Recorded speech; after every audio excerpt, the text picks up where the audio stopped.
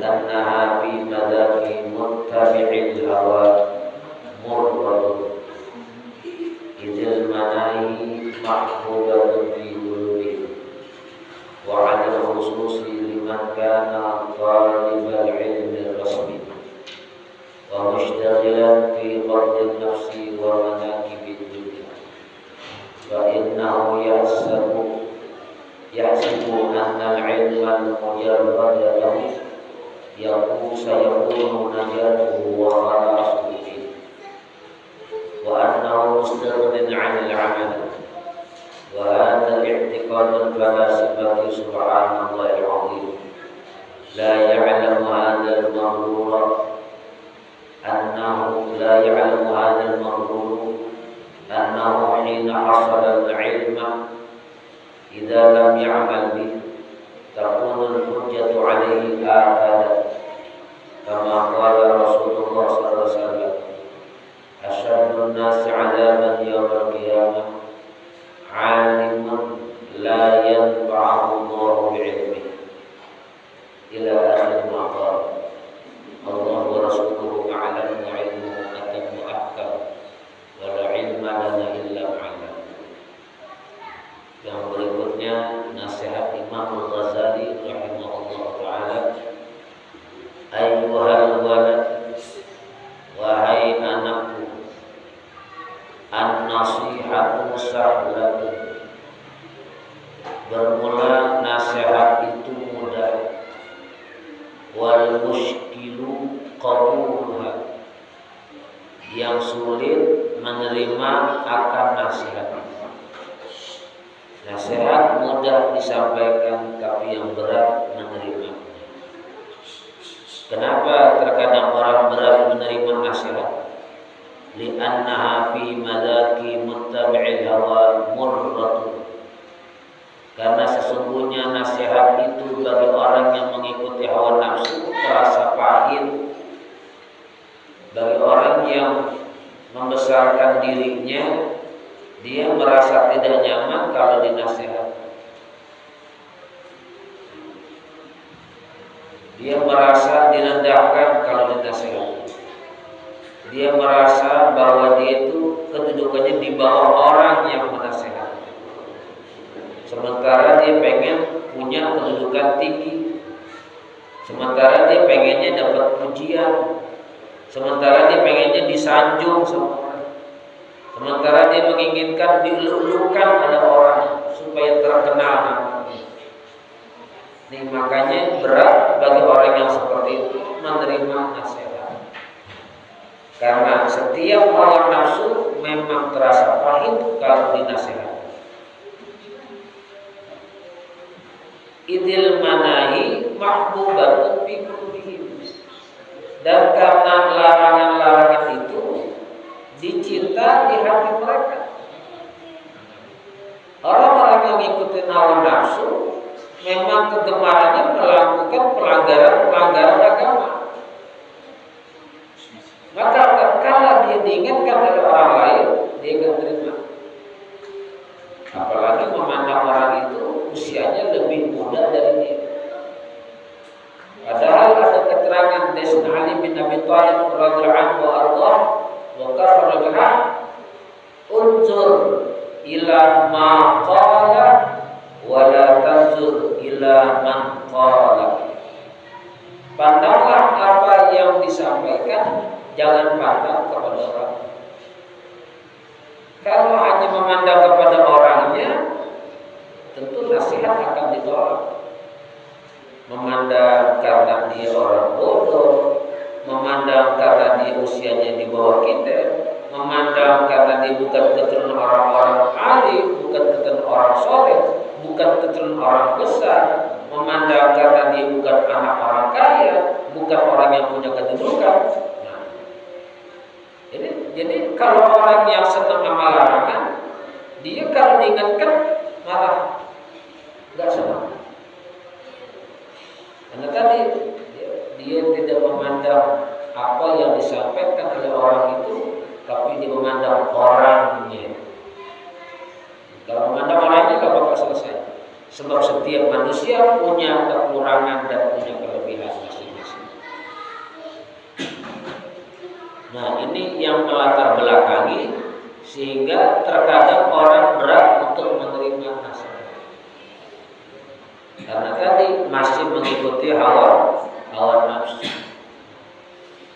Yang kedua, mereka masih gemar melakukan pelanggaran agama. Wa 'alal khususi, terutama lagi liman kana talibul ilmi wasmi, bagi orang penuntut ilmu yang resmi, artinya penuntut ilmu yang dia tadi punya dapat titel. Apa selain titel apa bahasanya lagi?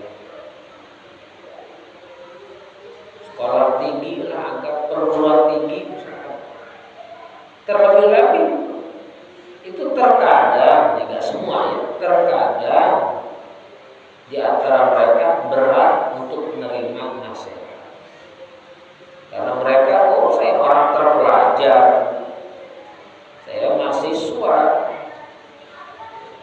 saya profesor, saya dokter, saya LC, saya MA, saya S, apalagi sih? Detailnya SOS, SE dan seterusnya. Jadi kalau pelajar-pelajar yang seperti ini terkadang mereka berat untuk menerima nasihat. Kenapa? Karena mereka masih memandang titelnya, memandang kedudukannya. Mereka tidak melihat bahwa nasihat itu bermanfaat buat diri dia. Junjungan kita Habibuna Muhammad SAW menyatakan dalam hadis sahih, ad-dinu an-nasihah. Nabi nyatakan agama itu tegaknya dengan nasihat. Qalu liman ya Rasulullah. Sahabat bertanya, bagi siapa itu nasihat ya Rasulullah? Qala lillahi wa li rasulihi.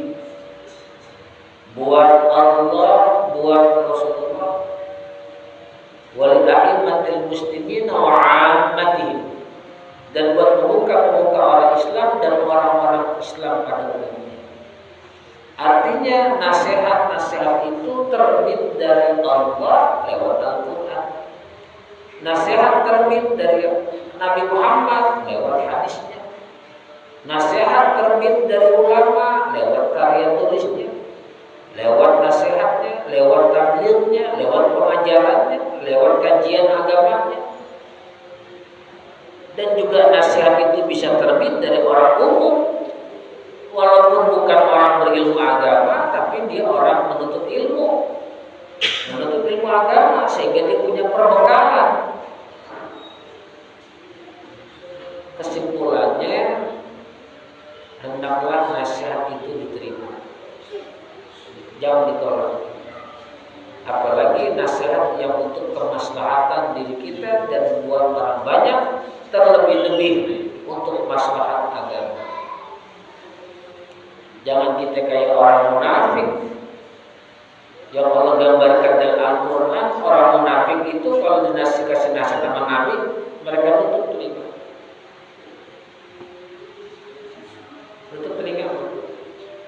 Isyarat apa? Gak mau dengar. Isyarat mereka gak mau dengar nasihat. Gitu tuh. Sehingga orang-orang yang masuk ke dalam neraka jahanam, alhamdulillah, mereka menyesali perbuatannya waktu di dunia. Apa mereka nyatakan? Lau kunna nasma' au na'kilu ma kunna fi ashabis sa'ir. Sadaqal azim. Wallahu a'lam bishawab. Allah Ta'ala menyatakan dalam Al-Quran gambaran orang-orang yang tersiksa dalam neraka jahanam. Di antara sebabnya mereka nyatakan lau kunna nasma', seandai kata dulu kami mendengar akan firman Allah, akan hadis Rasulullah SAW, akan fatwa ulama, akan petunjuk dari awliya ulama salihin, atau kami menggunakan akal sehat kami untuk mengikut mereka, ma kunna fi ashabis sa'ir, niscaya kami tidak akan masuk di dalam neraka sa'ir. Faktornya dua tadi. Mereka gak mau dengar, gak mau gunain akal sehat. Coba kalau mereka mau dengar, lalu mereka mengikuti kebaikan-kebaikan, niscaya mereka tidak akan masuk dalam neraka sa'ir. Tapi karena mereka gak mau dengar, apalagi maaf berdalih yang memberi nasihat sudah dikenal keadaannya dari masa kecil. Anda tahu sama dia lagi ingusan, Anda tahu dia main bola dulu. Jadi yang diingetin yang dulunya, dia gak ngingetin yang sekarang. Tentu keadaan yang sekarang sama yang dulu berbeda. Bisa, maaf, alhamdulillah, ada orang tukang minuman keras, ada orang gemar judi, waliyadzubillah. Atas izin Allah dia dapat hidayah, dapat taufik, dia berubah keadaannya menjadi orang yang baik, orang ahli ibadah, ahli sholat, ahli ngaji, jadi orang soleh. Suatu ketika dia ngingetin, jangan ninggalin sholat. Ini terkadang orang ingat yang historis dulunya. Lo kan makan pemabok, lo kan makan judi, yang dulu mungkin dia lupa dari Allah, yang dulu mungkin dia lalai dari manggil Allah. Sekarang dia dapat hidayah, dapat taufik, dia ingat Allah, bahkan mengingatkan kita untuk mengingat Allah. Harusnya diterima, jangan menolak, karena itu buat maslahat, buat kebaikan. Atau maaf, ada orang baca Quran salah dalam makhraj hurufnya atau salah di dalam tajwidnya, lalu diingatkan oleh orang lain, harusnya diterima, jangan menolak. Karena bisa jadi yang mengingatkan kita keilmuannya lebih banyak dari kita. Karena dia punya ilmu, maka dia bisa membedakan mana yang betul bacaannya, mana yang salah bacaannya. Kalau dia tidak tahu, bagaimana dia bisa menilai bacaan itu baik atau buruk? Ini contoh sekarang. Wa mushtaghilan fi fardhin nafsi. Dan orang yang menuntut ilmu yang menyibukkan diri di dalam fi fardhin nafsi, keunggulan diri dia. Dia merasa unggul di dalam pendidikannya. Dia merasa unggul punya jabatan. Dia merasa unggul karena punya harta. Dia merasa unggul karena usianya lebih tua, sehingga saat diingatkan oleh orang lain dia menolak. Alhamdulillah. Alhamdulillah. Wa manakibid dunya, terlebih-lebih juga orang yang menyibukkan diri dengan riwayat hidup keduniaan dia. Tadi seperti misalkan dia orang kaya, hartanya banyak, duitnya banyak, lalu ada berbuat satu kesalahan, diingatkan oleh orang, dia terkadang suka nggak nerima. Ini kejadian dulu di masa buyutnya Nabi kita Muhammad SAW, Sayyidina Ali Zainal Abidin radhiyallahu anhu. Tatkala beliau sedang i'tikaf di Masjidil Haram, tiba-tiba ada petugas yang menyuruh beliau untuk pindah tempat dari tempat beliau i'tikaf tersebut. Beliau menolak dengan halus karena beliau sedang menikmati zikrullah ketika itu. Akhirnya petugas meminta lagi supaya beliau ini pindah. Imam Ali Zainal Abidin tidak mau pindah, tetap di situ. Akhirnya petugas melaporkan kepada rajanya. Cerita-cerita ada anak muda lagi i'tikaf di Masjidil Haram disuruh pindah, ya, dia tetap di situ.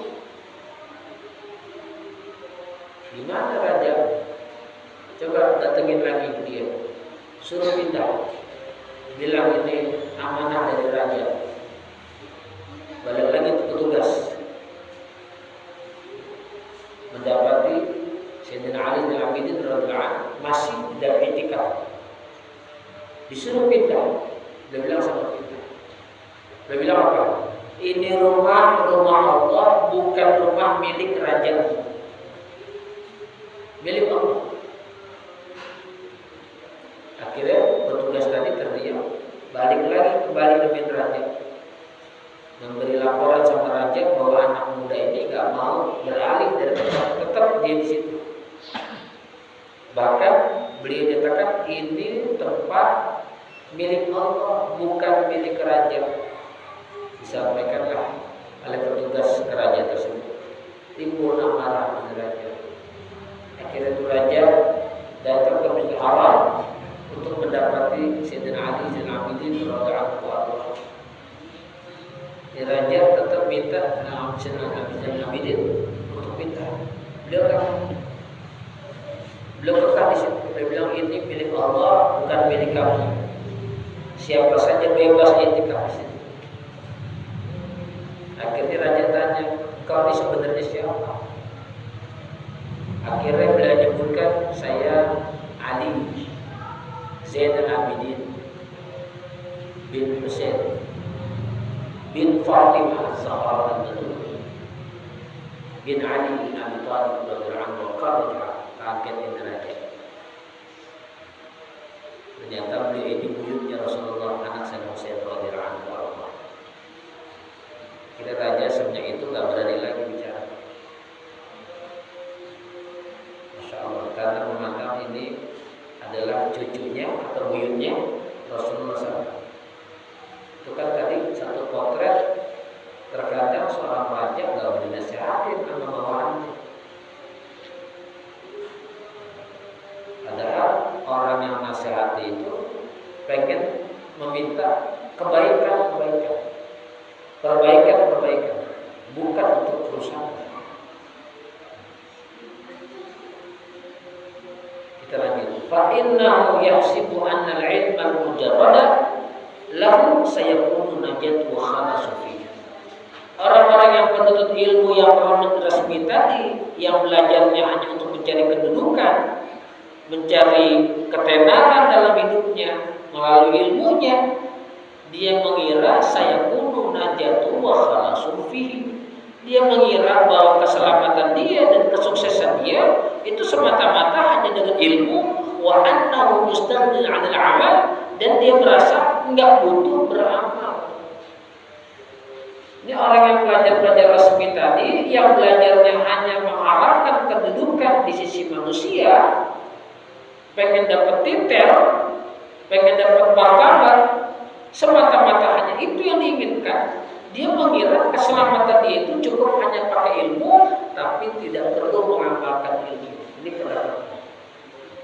Padahal tidak demikian. Wa da'atiqad al-falasifah subhanallah. Ini keyakinan orang-orang filsafat. Orang filsafat yang penting punya ilmu, dan kalau bicara bisa mengalahkan lawan, sudah selesai. Itu dianggap sukses. Dia gak kepikiran bahwa ilmu itu yang dipelajari harus diamalkan. La ya'lamu hadzal maghrur annahu hina hasala 'ilma idza lam ya'bi takunu al-hujjatu 'alaiha kada.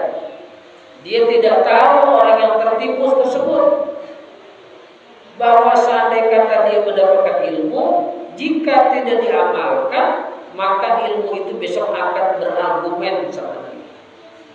Ilmu yang kita pelajari kalau tidak diamalkan, besok akan menghujat kita. Waliyadzubillah. Contoh soal, kita tahu keutamaan salat sunat duha, lalu kita gak kerjain salat sunat duha. Besok itu ilmunya yang kita pelajari nuntut kita. Kenapa kita amalkan?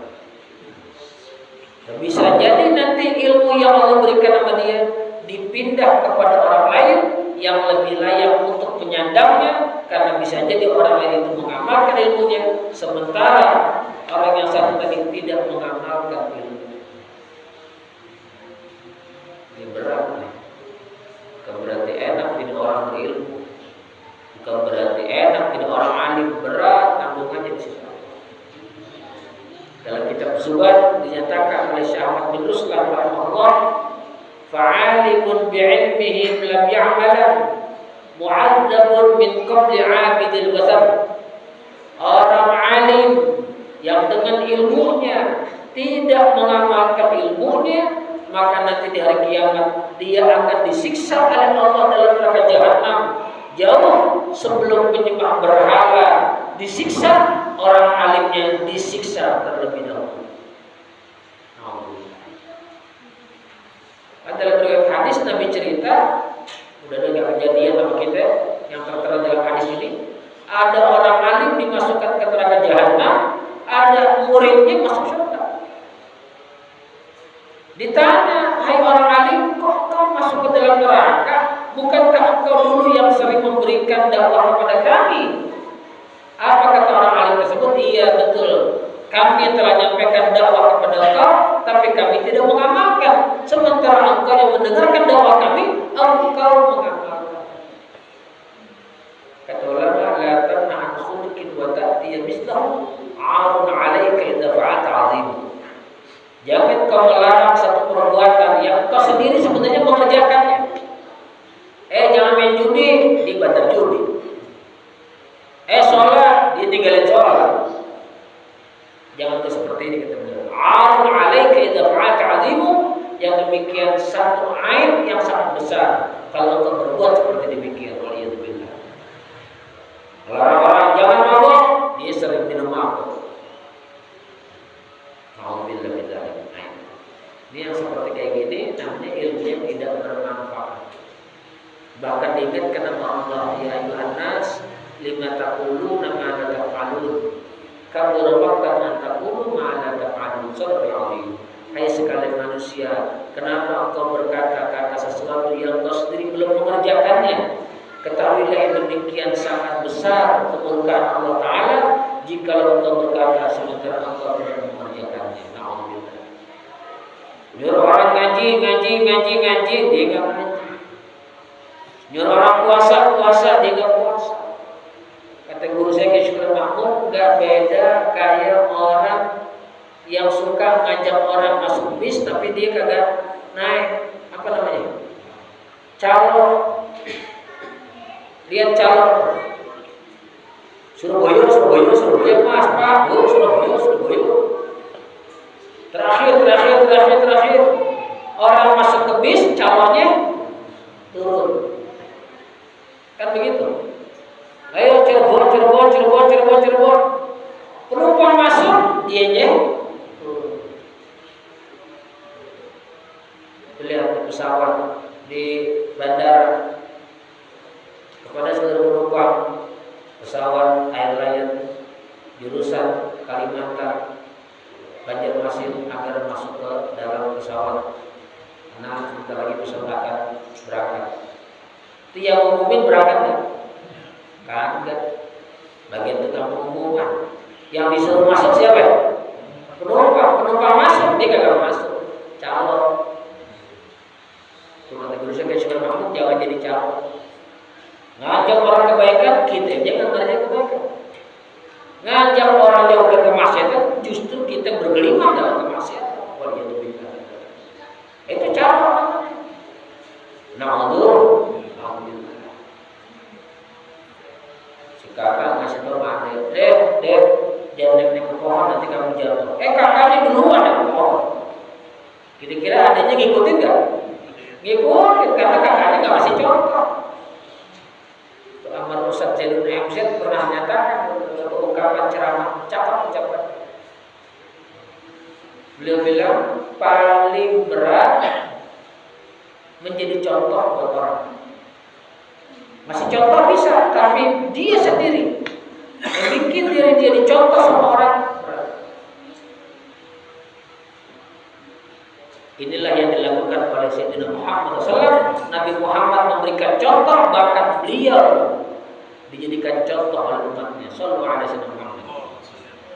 Nabi Muhammad nyuruh puasa, sebelum nyuruh Nabi itu puasa. Nabi Muhammad nyuruh sholat sebelum beliau tadi nyuruh orang, beliau sholat dulu.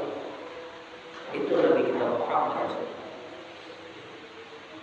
Jadi jangan cuma nyuruh diri kita nggak kerja. Itu Nabi nyatakan la takunu kasyam'i tudhi'un nasa wa tudfi'u nafsak. Jangan kau jadi bagaikan lilin.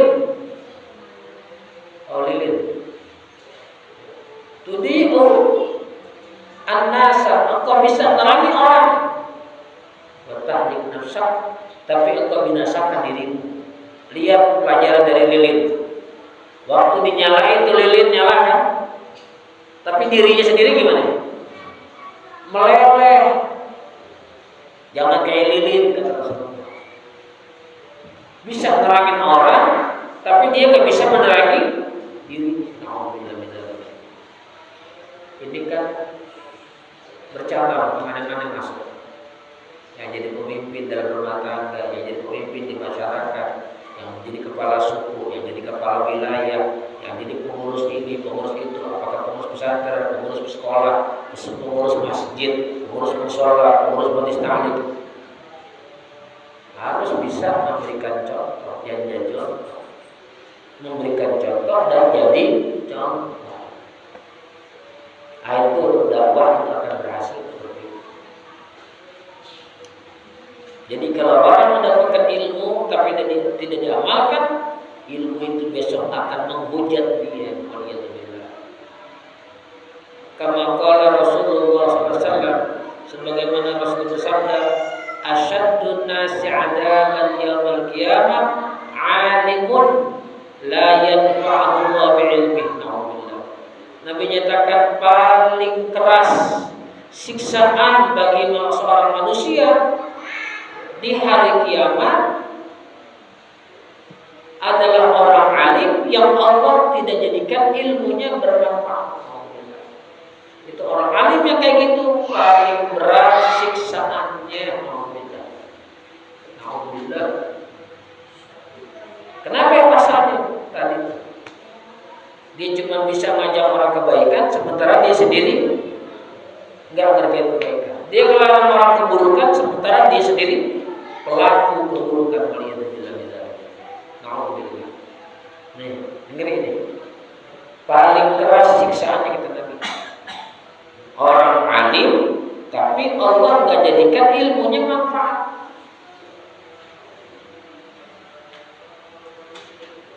Orang alim gak mau ngajar. Orang alim gak mau ngaji. Maunya dakwah, ceramah. Tapi dia gak ngisi batin dia dengan ilmu. Dia gak ngisi hati dia, ruh dia dengan agama. Nah ini besok hati-hati kita.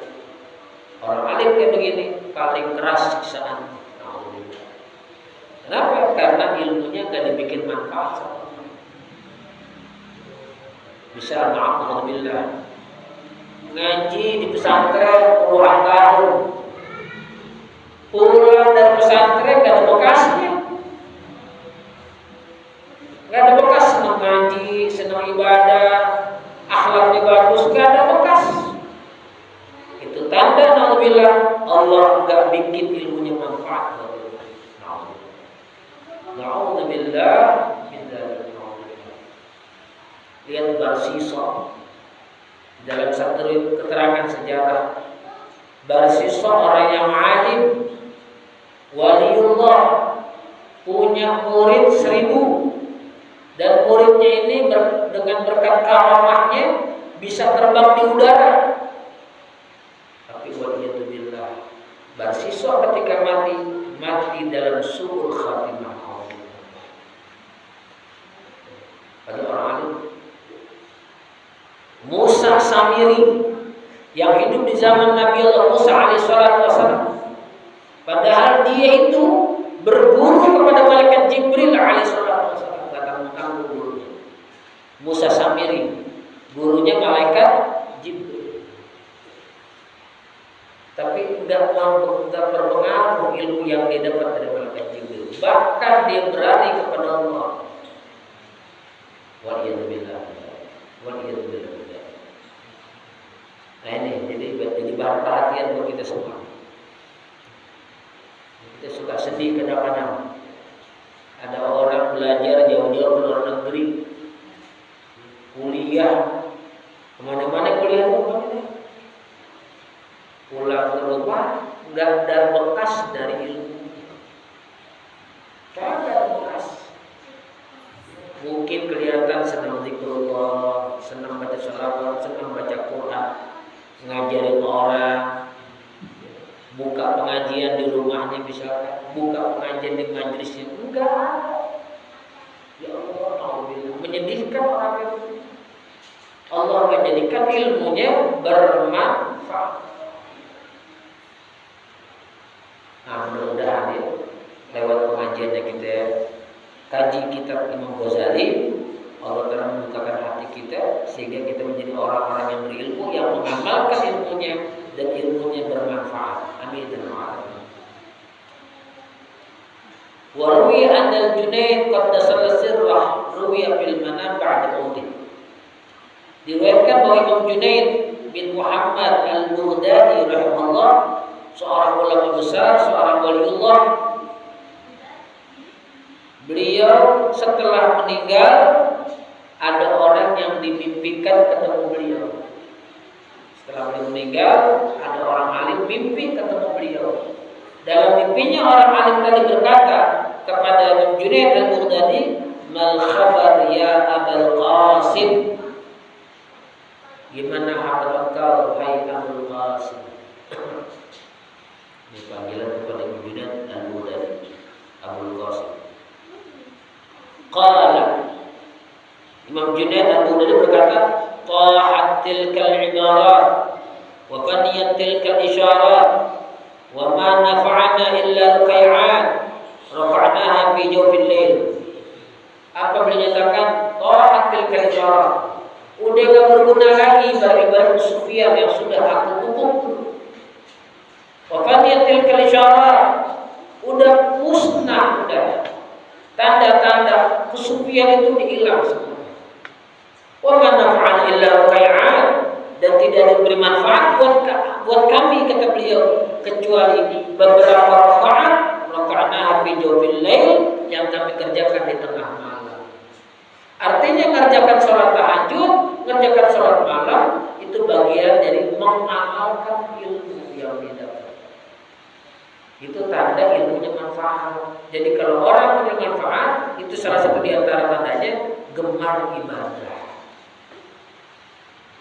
Tapi kalau orang alhamdulillah punya ilmu gak gemar ibadah, justru alhamdulillah berada di kubangan maksiat, itu tandanya ilmunya bermanfaat. Gak mau ibadah, gak mau ngaji lagi, tidur. Kalau gak tidur, mainin nih. Kenapa? Yang kayak kemarin tuh, legend, ya, legend namanya. Legend apa legend sih? Masya Allah, tabarakallah. Habis waktunya makan handphone, dapat apa? Coba kalau dia makan ilmunya, ngajarin anak orang, ngajarin keluarga, walaupun cuma 1-2 orang. Jangan jadi tolak ukur kenikmatan ngajar dikala banyak muridnya, jangan. Karena bisa jadi banyak murid bikin kita lupa. Kok bisa lupa? Merasa bangga banyak punya murid, merasa bangga banyak punya santri, merasa bangga banyak punya jemaah, timbul kibir, takabur. Na'udzu wa naqul. Terkadang banyak santri suka bisa memberi manfaat. Apa manfaatnya? Dapat doa dari muridnya. Nah mungkin kan muridnya gak doain gurunya, kan begitu. Tinggal kembali kepada orangnya. Jadi rakaat yang dikerjakan oleh beliau di tengah malam itu memberi manfaat. Artinya ilmu itu harus diamalkan. Kata ulama, al-ilmu bil amal kasyajar bila zaman. Ilmu yang gak diamalkan bagaikan pohon yang tidak berbuah. Sekian lama diurus ini pohon dengan harapan membuahkan hasil, tapi ternyata tidak ada hasil apa-apa. Lama diharapkan keilmuannya, tapi enggak dibikin manfaat sama orang, enggak ada apa-apa. Cuman menang titel doang, menang lamanya doang. Oh, saya ngaji di luar negeri, di Eropa, saya ngaji di Australia 10 tahun, cuman menang sama. Tapi hasil dari ilmunya enggak ada. Kayak itu, hati-hati. Nih, peringatan untuk kita semuanya. Buat menuntut ilmu, terlebih-lebih bagi guru agama, bagi yang suka dakwah, yang suka ceramah, jangan cuma bisa ceramah, tapi haruslah diceramahkan diri dia. Jangan cuma bisa dakwah, tapi dakwahkan diri dia dan keluarganya. Jangan semata-mata cuma menyuruh beribadah, tapi dia sendiri meninggalkan ibadah. Jangan menyuruh orang meninggalkan satu kemungkaran, sementara dia berkembang dalam kemungkaran. Na'udzubillah min dzalik. Na'udzubillah min dzalik. Ayyuhal walad wallahu a'lam bishawab. Wa ilmu atam akam wa nabiyyuna. Mudah-mudahan yang sedikit ada manfaatnya, baik buat fakir maupun bagi sekalian. Amin ya rabbal alamin. Para jemaah